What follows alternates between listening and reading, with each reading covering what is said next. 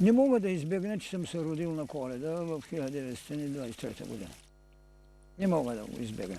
Не мога да избегна и това, което вчера ме поставяте, защо това име, за което никой не е владеял, да кажем, вътрешната същност, просто го знаят.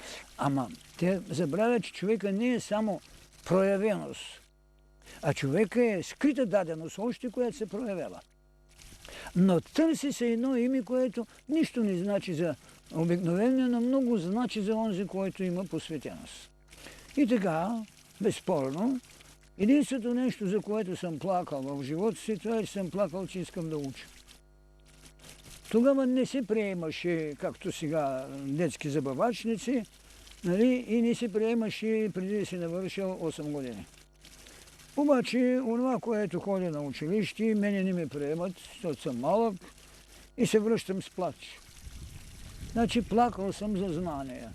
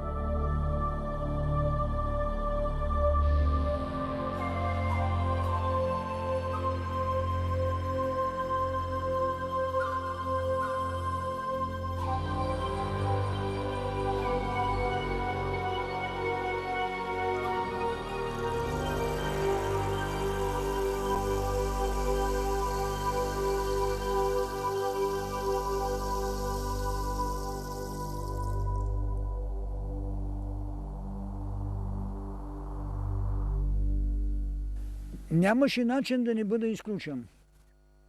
Нямаше начин, защото ние сме съдени като политически представители, както на порядъка, така и на убеждения, които сме имали.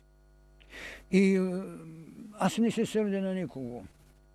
Нито мога да осъдя историческия момент, защото той е по-властен като необходимост, а ти си само проява в даден исторически момент. Така че единственият ми купнеж, който беше така толериран, разбира се, от моите преподаватели в гимназиите, беше да запиша право.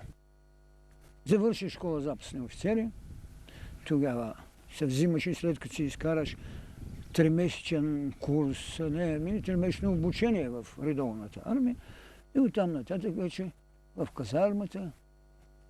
Предпоставките, с които можеш да влезеш в конфликт с социалната реалност. Това, което казахме за голямия този първенец в 13-то безсмъртни, той беше, че той наистина не позволи нашата войска да отиде в Съветския съюз, да дава, да се казва, войници. Макар че цяла Европа даде. И онези, които може би не споделяха също. Това е, така да се каже, историческата устойчивост и доблест на водача на народ. И разбира се, в това, в университета, а и в гимназията, аз принадлежах към една политическа сила, която се казваше Легионите. Така че това все пак ви създаваше поведение, преди всичко държавата. Преди всичко това, което беше нашият купнеж, Обединена България.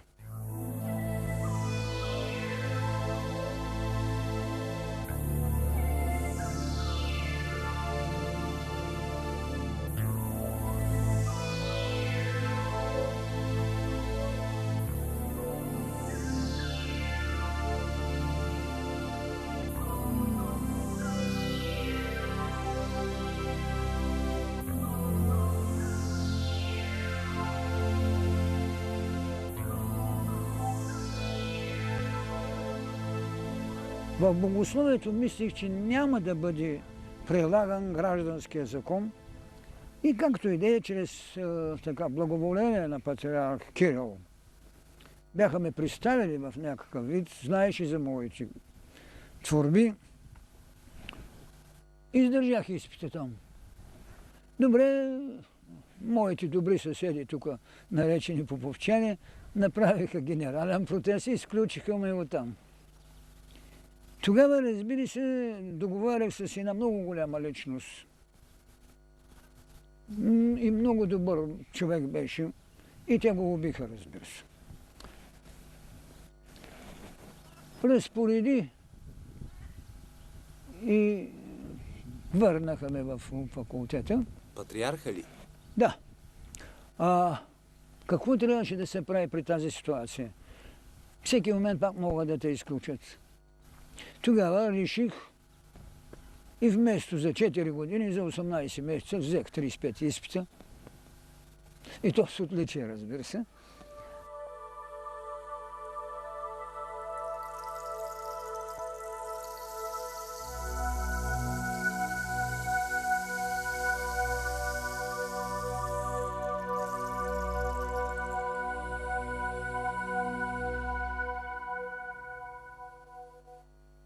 Както знаеш, в университета преподавах, почти 10 години преподавах история на религиите в Пловдивски и Софийски университет.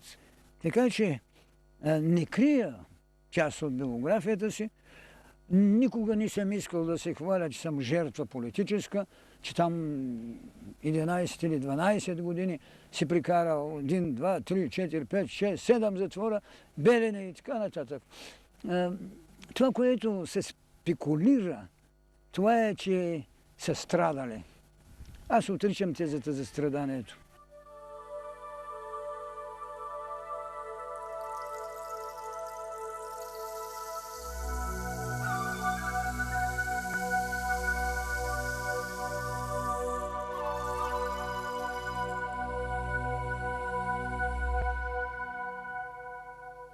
Критерият, с който можем да определим и правото на присъствие като безсмъртен, макар че никой, който не е включен в това, не значи, че не е безсмъртен.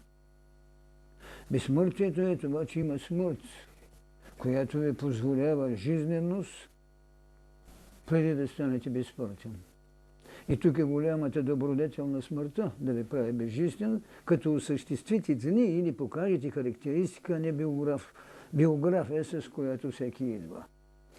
Именно определението на правото на присъствие в този дом-светилище, както искам да го направят, е личност, която безспорно трябва да има броени дни. В същото време трябва да е държавник, който е белязан. Безспорно това, което налага неговата властност, това е каква отговорност носи към обществото. В същото време, каква провиденция дава на един народ, за да може да направи държава, която ние наричаме историчност или историческо присъствие. Това може да бъде санкционирано с едно вътрешно прозрение.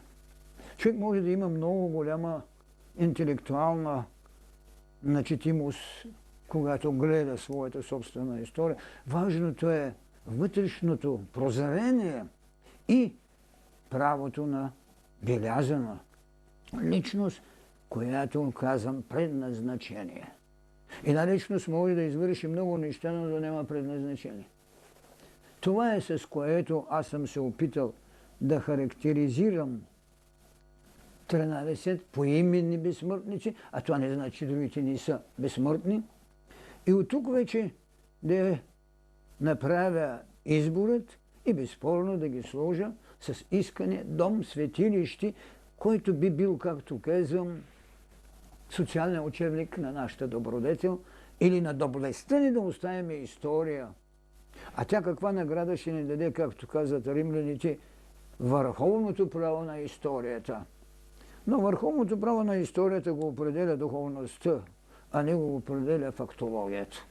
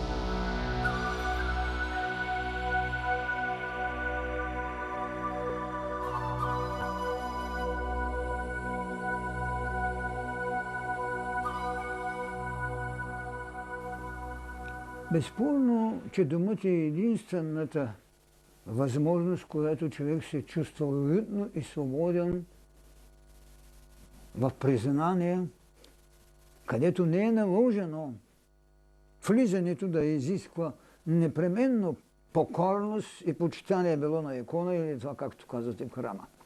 Или уния поклонения, които, да кажем, и другите религии правят. Следователно, вътрешната уютност, както на посетителя, говори за това, че този, който е влезъл в този дом като безсмъртен, е имал дълг, който в съответната отговорност го е направила жертва в смисъла на това, което иска една история. Ако е храм, трябва да ги направим светци. Или да ги направим, както на другите места, нали, пантеоните, признания, които санкционира историята, или идеология, която повелява. Идеология направи много такива паметници. Ние се пазиме от идеология, защото за мен тя, както казах, е ограничена енергия при наличието на всемирната енергия и националната потреба. Затова дом светилище. Това е моето признание. Още в 1993 година аз подхвърлих тази идея за безсмъртниците във Варна и след това в 1997 година се учреди вече комитет и така, и получихме, разбира се, разрешение от общината Велики Преслав, която гласува, одобри искането ни и даде место за построяване на този дом светилище.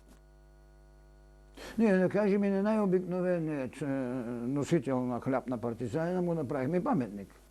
А когато стане въпрос за цар Борис III, разбира се, неудобството мина, въпреки, да кажем, скромните признания. Той направи нещо, което никой не можеше да направи. Какво беше? Най-малко, което, колкото и мимолетно да звучи, ние направихме едно малко обединение на търсената историческа потреба на нашата бъдност. Обединение, за да им покажем, че това, което ни взеха, е било. Да ни признаем това, което доскоро се мълчеше, че той спаси. В Европа никой не спаси своите поданици, тогава така се наричаха, няма нищо неудобно, евреите. Неговата кончина, разбира се, и личното му присъствие тогава, не могат да ни ме спрат на една дата, която поне с положително знаеме, че той тогава почина. И ние, когото и да присяваме от предшествениците, няма да намерим точното, но за него и точното е на место. И доблестта не задължава на признание. Това, което направи, както го казват, той сложи черния кръп на своя личен дом и на себе си в предвременна жертва, но не позволи, както се казваше, да сложи черна забрадка на българския народ.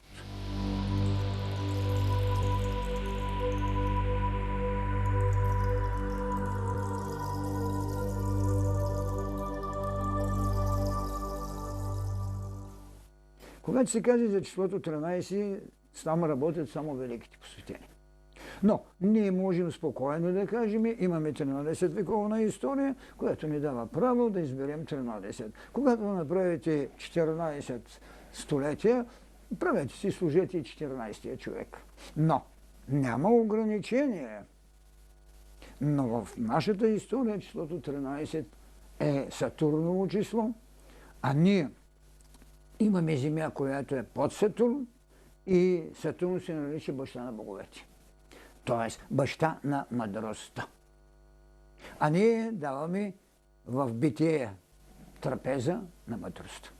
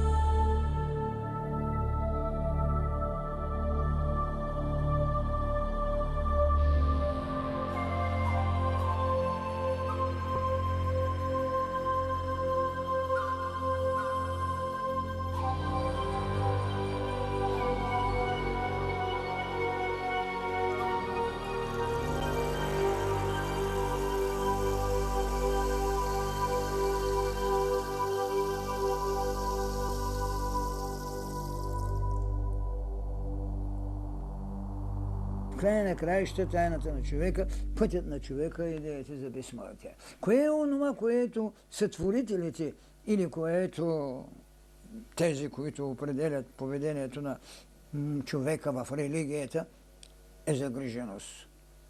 Душата. Тя, да кажем, винаги е била, от гръцки влиза в български, нали, психи. На еврейски тя се каза нефиш.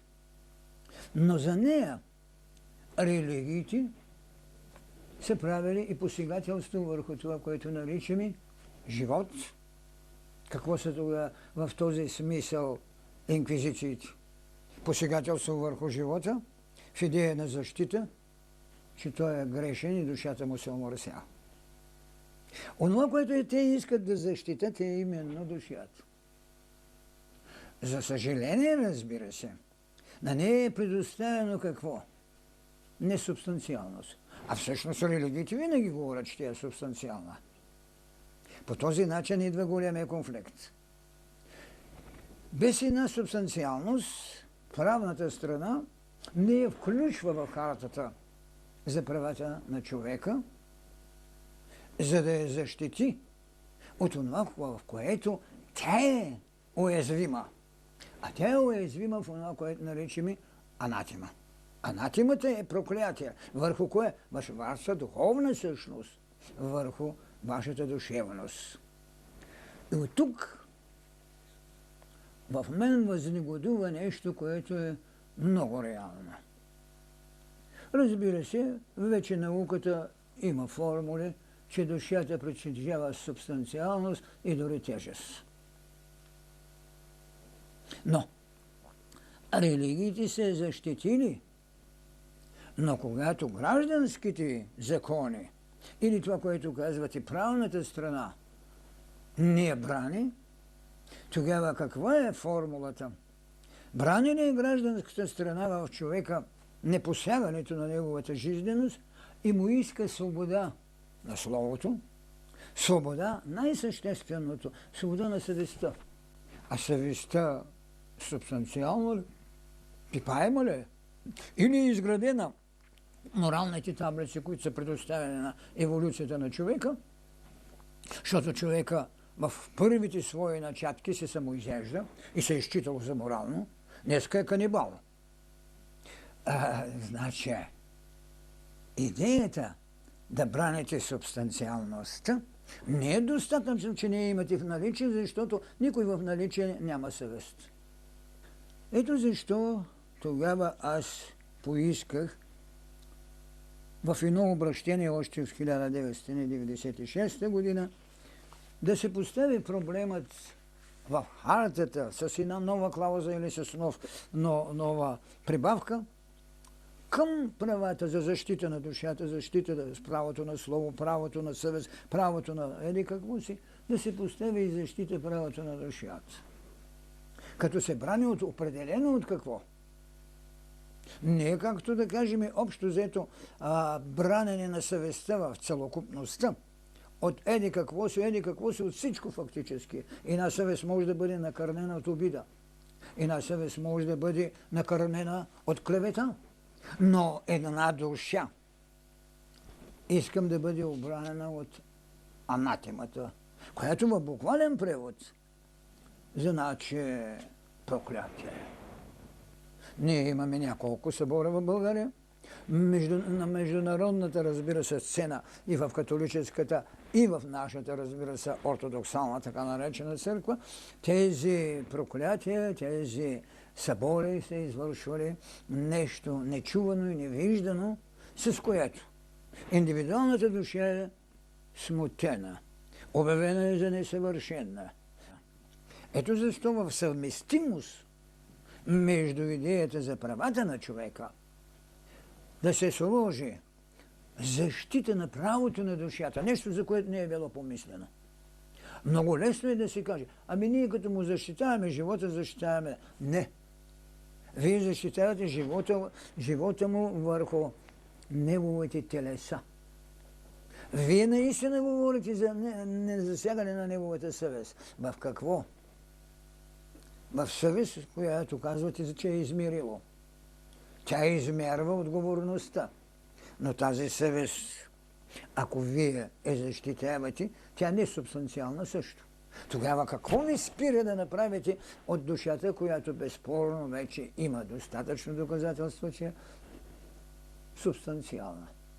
И в този смисъл, за да не смесват нещата, в гражданско-социалната пътека на един народ, аз сложих още една забрана към тази клауза, това е да не се говори за враг.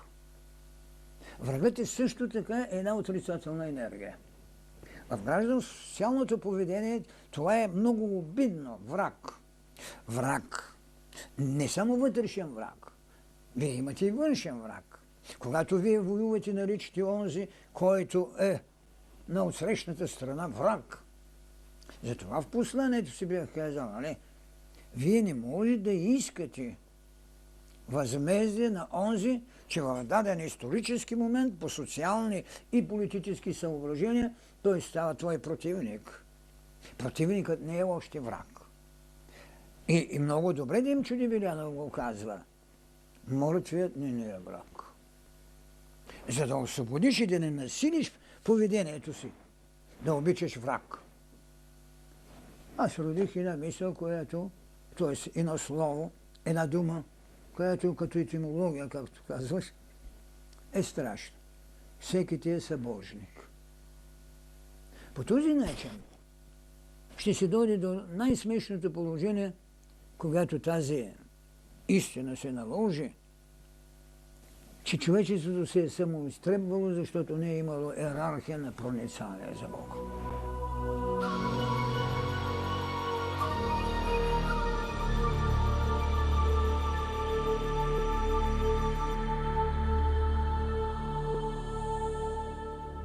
В 1997 година се обърнах и в 98-50 годишната отново се направи предложение към Организация на Обединените народи за включване на клауза в бъдеще душата на човека да бъде изключена от анатемата, понятието враг, да излезе вън от гражданско-социалното законодателство.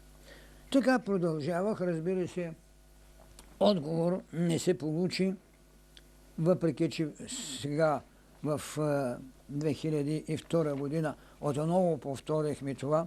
Госпожа Робертсън също не е отговорила. Разбира се, те имат много важни занимания. Това е, когато се оплаче един ром тук, че е крадец, ама те му ударили 2 шамара, те да искат България да плати на рома 5000 евро. Несъвместимостта на култура и морал при липса на нова идеология е ужасно. Ужасно. Аз ще продължавам, разбира се, в този смисъл да искам това нещо, докато, както се казва, се включи. Но това предполага будност. Когато изгонват Адам, че иска да знае, Бог казва: Адам и Ева станаха като нас богове, да знаят, що е добро и зло. Следователно, аз няма да позволя на Бога Адам да бъде малтретиран и анатема да има върху него.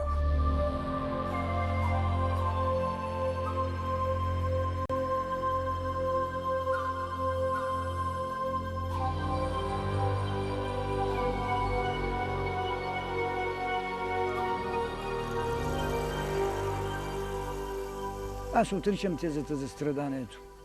Знаете ли, единственото нещо, което намерих в затвора като идея да просъществувам, това беше на никого да не се сърдам, да не се занимавам с празни приказки, а там независимо сега, че описват какви герои са, както и те описват своите героизми като партизани, какво бяха нищо абсолютно.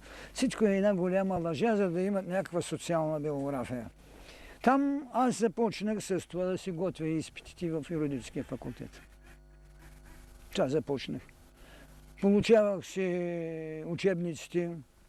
Започнах с, така да се каже, с езиците. А без латински не можеше да се запише право. После започнах да занимавам с френски, немски, вече съм учил в гимназията, английски. Започнах с старобългарски отново. По този начин покривах целодневието си. После много сериозни разговори, така с величие от бивши рангови, бивши министри, народни представители и прочее. Това беше така за мен нагледен урок. И тогава имах възможност да преценя стойността на това, което минава за държавник, на това, което минава за учен, на това, което минава за доктринер. По този начин започнах сериозно да работя върху марксизмо-ленинизма. 3 години съм отделил, за да го проуча в неговата същност, и оттам е моята форма, че Маркс греши в тайната си да каже: пролетари от всички страни, обединявайте се. Ако беше казал: гении от всички страни, обединявайте се, каскетът нямаше да има власт над бомбето. Фигурно казано, нали? Макар и малко с ирония. Това беше голямата грешка, която след това много беше експлоатирана от страна на бъдещото развитие вече на Ленин и прочее, прочее, прочее. Така че фактически, при това пък вече се знае, аз вътре пишех своята поезия, пишех драмите, пишех есетата. Един оформен мироглед, и всичко това именно на тази вътрешна тайна на медитацията, на вътрешното ти търсене на нещата и определене на акцията на деня, която не ме занимаваше с нищо. Просто не се тревожих от нищо. Разбира се, в моменти, когато имаше несъгласие на моето поведение с това, което една администрация ви налага, аз проявявах изключителна дързост. После вече разбрах, че това няма да събуди други. Там започна моето вегетарианство, което безспорно, на което дължа много и благодаря много, което никога не ме е застрашавало, че когато няма да ям, ставам жертва на глада. Вижте, жертва на глада човек не може да стане, човек може спокойно да изкара 50 дни глада. Но хората ги е повече страх, отколкото разбираш нуждата от ядене. А това, когато го имате като мироглед, не може да бъдете победени. И тогава родих тази фраза: който е достатъчен на себе си, не може да бъде победен.